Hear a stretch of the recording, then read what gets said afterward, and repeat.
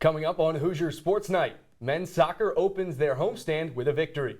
And volleyball brings out the brooms for their opening weekend. This is Hoosier Sports Night.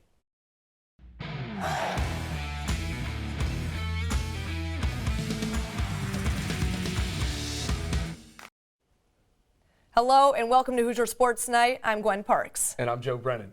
Gwen, it's good to be back. I'm glad I changed last minute. We almost showed up in the same outfit. You were going to go Top Gun as well? I had the Ray-Bans and everything. Oh, we'll have to coordinate for Halloween, but right now I think we got some soccer to talk about. After tying at Notre Dame, the Indiana men's soccer team got back on track Tuesday night against a solid DePaul team. Our Kara Adams has more. Indiana got its first win of the 51st season against DePaul. After over 24 shots on goal, freshman Collins Aduro got the Hoosiers the lead off of an assist from Sam Sarber in the 65th minute. I told him before the game as a joke, I was like, I'll get you another assist today, or I'll get you another goal, you just got to finish it. And I think throughout the season as it gets going, we'll really have a good strike partnership, and the more dangerous runs he'll make, the more dangerous runs I make. And I think a key is just to be unselfish throughout the season, because the more unselfish we are as a team, the more we're going to score. Just 10 minutes later, Quinton Helmer gave the Hoosiers a 2-0 lead. I just saw the goalie was a little bit kind of like too far out of his goal, and the field feels so good tonight. So it's like I have to make sure to hit this one, and I just luckily went in. It felt good. While the offense finished things off, it was certainly an overall effort from everyone on the team. Indiana's back line, led by Hugo Bacharach and veteran Joey Mayer, helped keep the Blue Demons off the board. Joey, he's been day one starter, and then you got Hugo has played every minute at FDU, and he's savvy. I mean, the partnership between those two is quickly forming, and Muni and Joey for 2.5 years were kind of the group, and Muni's a different type of player than Hugo, but. Yeah, Hugo has got some special skill sets. IU will look to keep this home win streak alive when they take on the Washington Huskies this Friday at Bill Armstrong Stadium. For IUSTV Sports, I'm Kara Adams. The Hoosiers will finish off their 3-game homestand taking on the Washington Huskies on Friday and Seton Hall on Monday. We're 2 days away from Indiana football hitting the field for their season opener against the Ohio State Buckeyes. The Hoosiers have 2 young quarterbacks competing for that QB spot. I had a chance to sit down with head coach Tom Allen to talk about what goes into preparing a young QB to take on one of the nation's top defenses.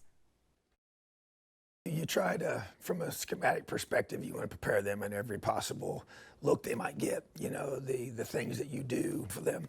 You're trying not to make, everything about their performance. Obviously they're a key position, they're going to drive everything, but you try to take some decision making off of them. You want them to be able to have simple reads, to be able to, to know where to take the football. Indiana volleyball started the season off hot, hosting the Indiana Invitational. Our Zeke Shapiro has more. Indiana women's volleyball kicked off their season with a perfect 3-for-3 weekend in the Indiana Invitational. To make the weekend even more dominant, the Hoosiers never dropped a set, which included a 25-5 dominating first set performance against Radford on Saturday night. And I felt like we had control of all 3 of the matches, and that was really cool. And I think it's just a testament to the work the women have done over the last couple of years in the summer and being ready to go, because all those teams are going to win matches this year, and I thought we controlled all 3 of the matches, which is great. Freshman Ava Vickers and sophomore transfer Avery Taylor led a ruthless IU attack, which saw the Hoosiers cruise towards a perfect start. We just kind of went in it with point by point and not really expecting anything, but just to work together and play our game. Yeah, not looking about the game ahead of it or the next game or the next weekend. It's the game that we're focusing on at that moment, and that's what we focus on, and we just get our all out and do it. Despite the solid start, Coach Steve Aird realizes that the road does not get any easier for the Hoosiers. We're going up a weight class for sure, and I'm already on to thinking about Long Beach, who just picked off Texas, and 2 fantastic programs in UCLA and Washington that are going to be a handful. IU will next travel out west for the Long Beach Invitational this weekend, where they will take on Long Beach State, UCLA, and Washington. For IUSTV Sports, I'm Zeke Shapiro. Coming up after the break, we crown this week's Hoosier Highlight Athlete of the Week. And women's soccer is off to a hot start to this season. We'll be right back.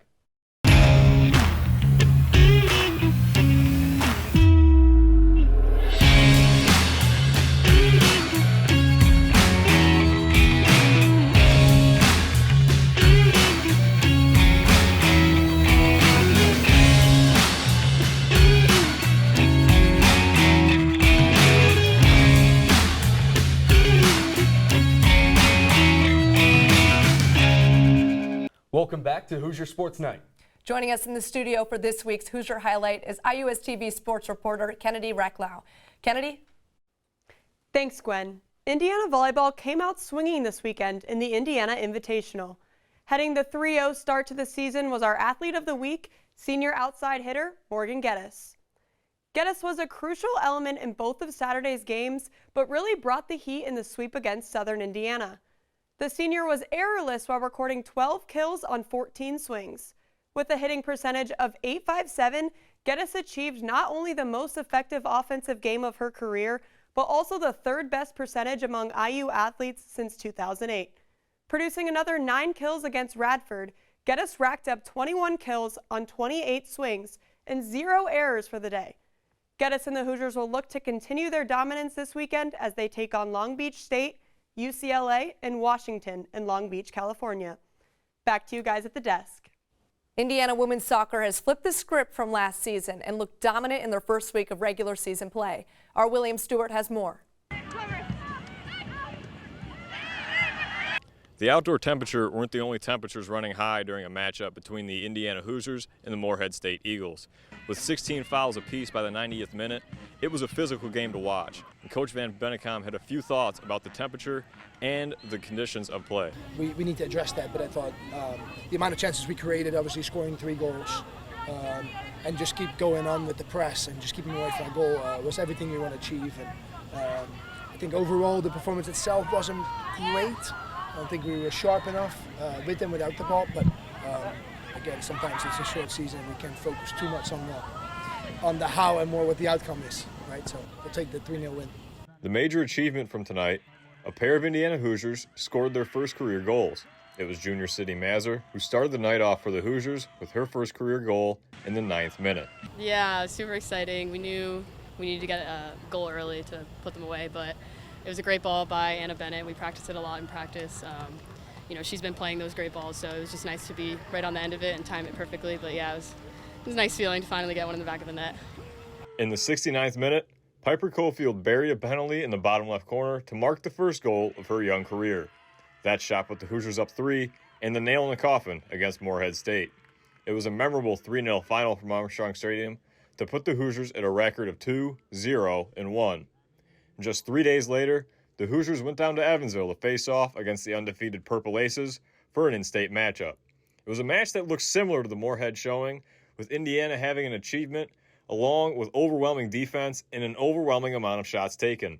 And the achievement on the night, in the 18th minute, it was sophomore forward Marisa Gerzak heading her first career goal in off of a nice rebound. That 1-0 lead held the whole game, and the Hoosiers shut out the Purple Aces and ended their shutout streak. Indiana moved to 3-0-1. In those 2 shutout wins, they earned Piper Cofield Big Ten Freshman of the Week and Lauren Costello Big Ten Defender of the Week.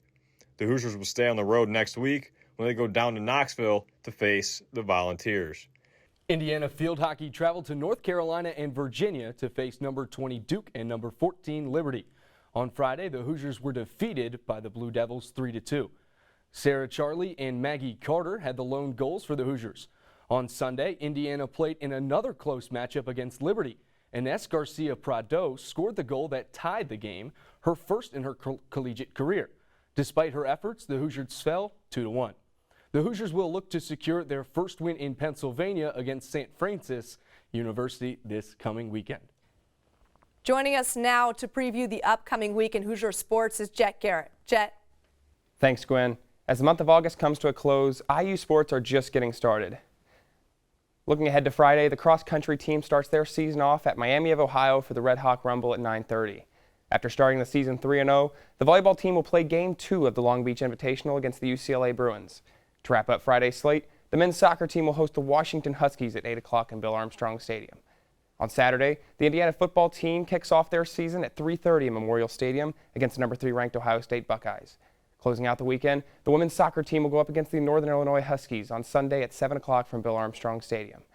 And that's our show for the week. Thank you so much for tuning in. And be sure to follow us on Instagram and Twitter at IUSTV Sports to keep up with all the latest in IU athletics. For our production crew behind us, I'm Joe Brennan. And I'm Gwen Parks. We'll see you here next week.